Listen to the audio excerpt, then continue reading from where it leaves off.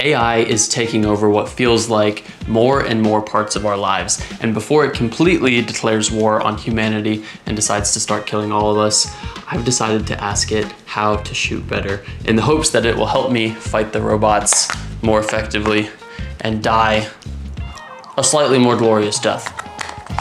Let's talk about it.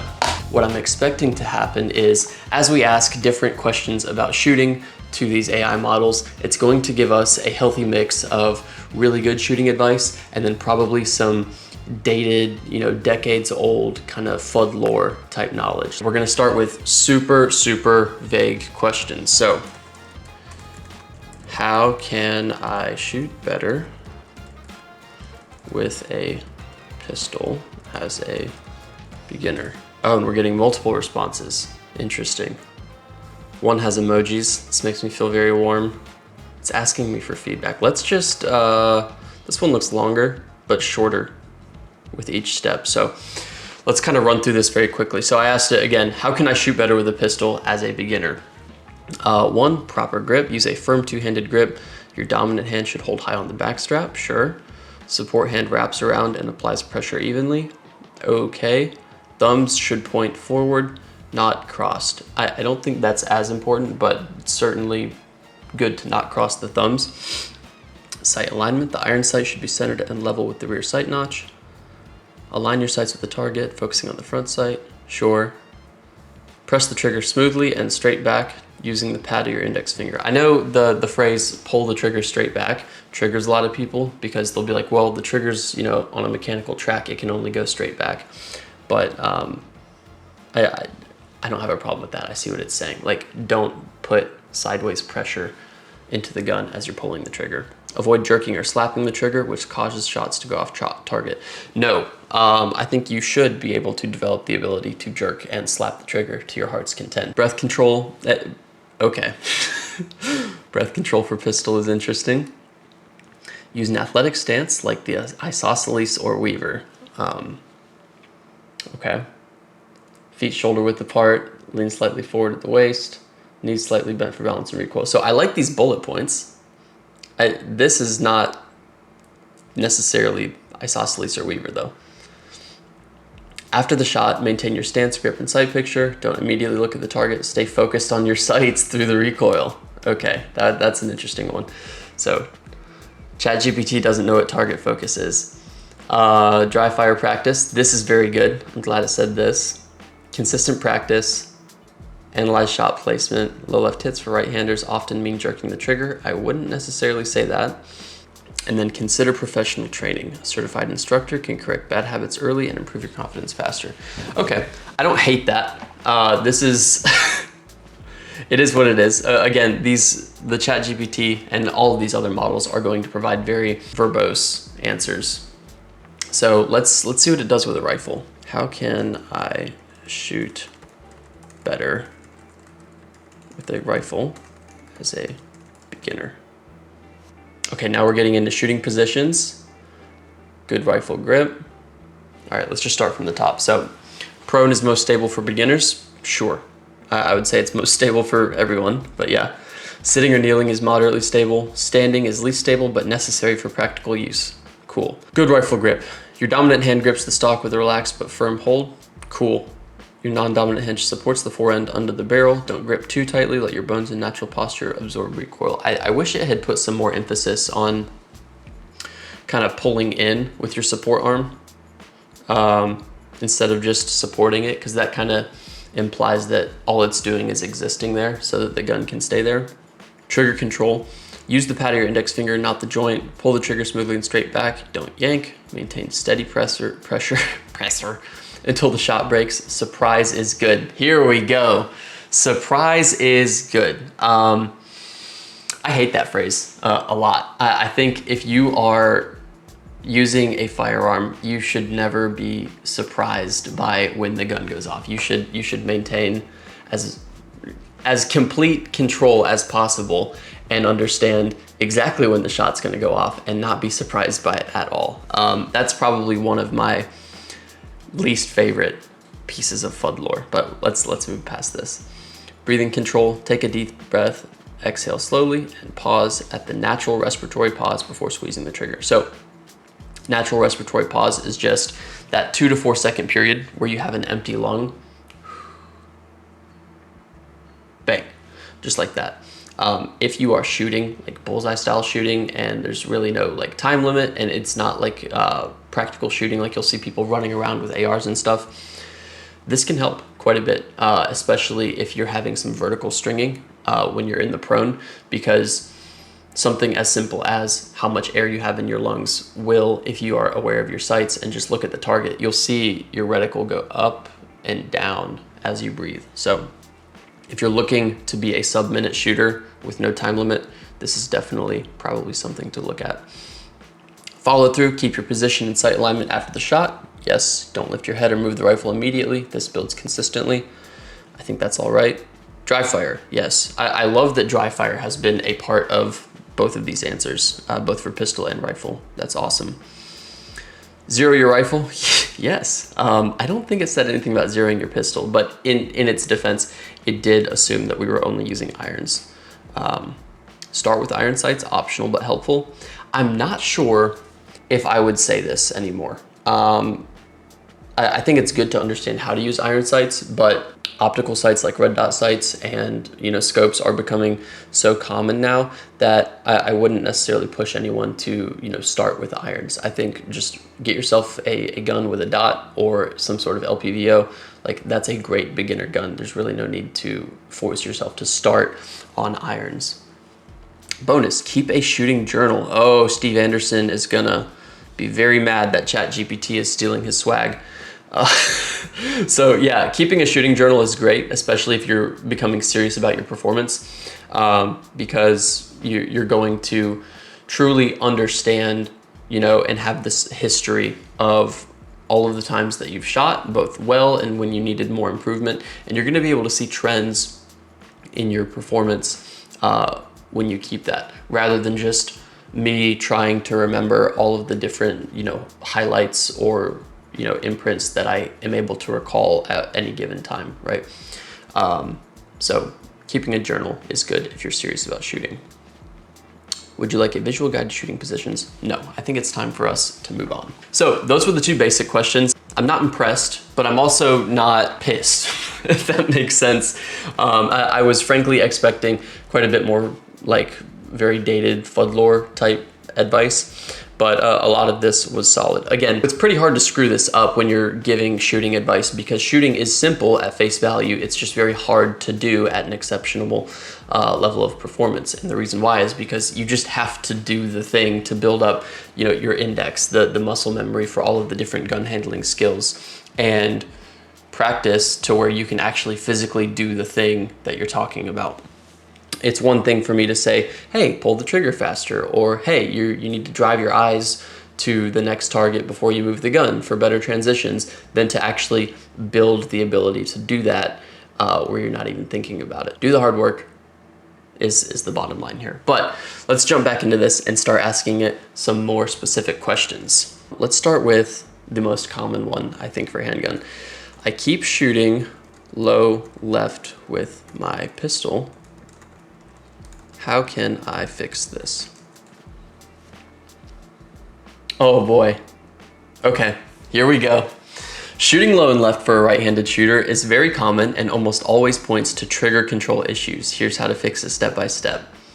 Why you're hitting low left. The cause is usually jerking or slapping the trigger instead of pressing it smoothly.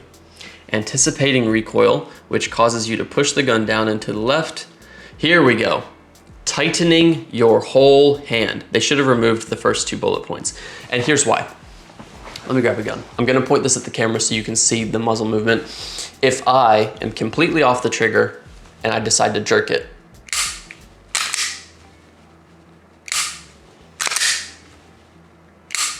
you're not gonna see that much movement, because it's not necessarily, oh, because you jerked the trigger or decided to pull the trigger hard, the gun went low left. It's like, no, you simply don't have the structure to support that happening. Jerking the trigger does not inherently cause low left shots.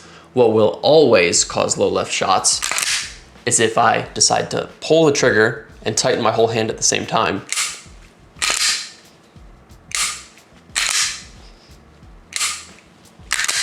And that's all I did, right? So they should have kept that third bullet point here and gotten rid of everything else. How to fix it. Smooth, straight back trigger press. Use just the pad, not the joint. I really don't like this as much. I used to do the exact same thing. So I would use the pad, and I taught myself to pull my finger just like this. Like it was a lever on the first two knuckles. And now I don't even do that anymore. I really just find wherever my finger falls naturally onto the trigger, and I pull it that way. Press the trigger straight back, not sideways or down. Sure, imagine pressing a pen clicker, calm and controlled. Okay. Dry fire with a coin or dummy round. So yeah, for a beginner, like I kind of get it, but at the same time, there are much better things for you to do than try and like put a coin on the top of your gun and try and develop the ability to pull the trigger without doing it. Like, yeah, we can. Do I have a Zen? Can I make the Zen balance? Well, I guess I suck. Hold on. What if I do it like this? There we go. That was dumb. Okay. Grip check. Make sure your support hand is doing most of the gripping. Cool. Your firing hand should be firm but not tense. This is decent grip advice, at least for a starting point. I do think as I've tried to develop my grip, it is a little more nuanced than just grip hard with left hand, grip firm, not that hard with right hand. But that provides a great foundation. Slow down, take your time, and prioritize technique over speed. Reset the trigger gently between shots. I'm not a fan of arbitrarily slowing down. And the reason why is because if you're not pushing yourself outside your comfort zone, you're just gonna be like drilling in that same slow speed that you're currently at. And I'm not a fan of that. Like, you should be able to refine your technique and again, move at a speed that is uncomfortable for you, but still allows you to articulate what's happening. Another question I had was, let's ask it how to find the red dot sight, the elusive red orb. So I'm having trouble finding the red dot when I aim my pistol. How can I fix this? You're not alone. Oh, thank you. I feel so happy. Losing the red dot when presenting a pistol is one of the most common struggles for new red dot users. The good news is it's fixable with consistent practice and small adjustments. We're off to a great start. It's fixable with consistent practice. You could stop there, honestly, and it would be a proper answer. How to find the red dot faster on your pistol. Build a consistent draw and presentation. Your goal is to bring the gun to your line of sight without needing to hunt for the dot. I like this a lot. Focus on a smooth, repeatable motion. Present the pistol directly in front of your dominant eye. Yes. Keep the slide parallel to the ground as you push it forward. I also like this. Drill, practice press outs. From a compressed ready position, extend slowly while keeping your sights or dot aligned until the dot appears. Repeat often. Okay, this is great. I like this a lot. The one thing I would change is like just kind of get rid of slowly. Maybe do it for a couple reps, like a dozen times to start off with. But after that, start pushing the speed, because if you want to get to the point where the dot just shows up the moment you aim the gun, you have to go faster and faster until it starts doing that. Don't look for the dot, look through the window.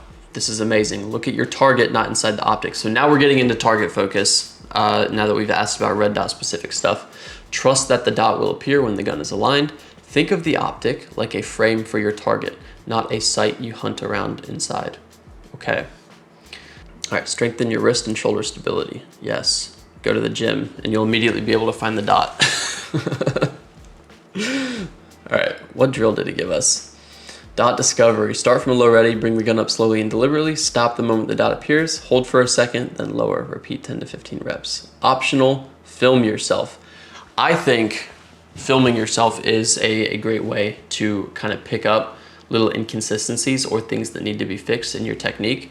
This is a great piece of advice. More questions. Let's move quicker through these next ones. Let's do some sport specific questions and then like one or two more, and then we'll wrap this up. So let's say we're a B-class shooter in USPSA and we want to make it to the next level. So I'm currently a B-class shooter in USPSA and I have no blatant skill gaps, meaning like I don't have any one thing that's currently terrible? How can I most effectively get to the next level? Let's see what it says. Okay, so it's gonna delays you for the first paragraph. Great question, blah, blah, blah. Getting to A class or higher is less about fixing flaws and more about developing deliberate consistency at speed. Okay, I would say this is pretty good advice. Here's a structured roadmap to accelerate your progress. Train like an A class or M. Your past general improvement, now focus on deliberate, stage relevant practice. Identify your current match tempo and compare it to A, M, and GM shooters. Where are you losing tenths, not seconds? Focus on transition times, movement efficiency, and stage planning execution. So you can see, if you've been in the practical shooting scene for a while and you follow a lot of popular instructors, this echoes a lot of what they're saying. And again, you're not talking to some like esoteric being that exists within, you know, some quantum computer. This is just a very effective like linear algebra problem where it's going to collect all of the information that's currently out there on this given topic. And you'll see the more specific we ask the questions, the better the information gets.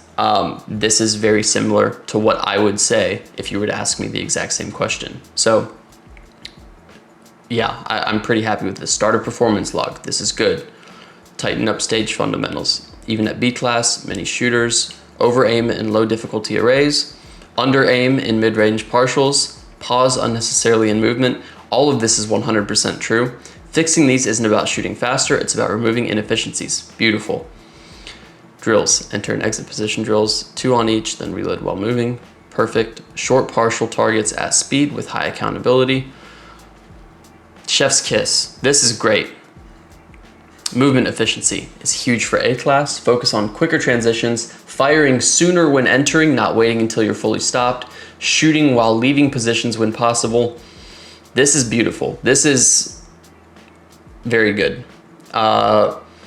Dry fire with pressure and metrics. So micro timing transitions and splits, visual discipline with a hard target focus, use a shot timer or delay par. So you can see when I was asking about basic shooting information, it was yapping about front sight focus and blah, blah, blah. But now we're asking practical shooting specific questions. It's probably scraping all of its knowledge for that topic. And now it's giving us a much more high quality information.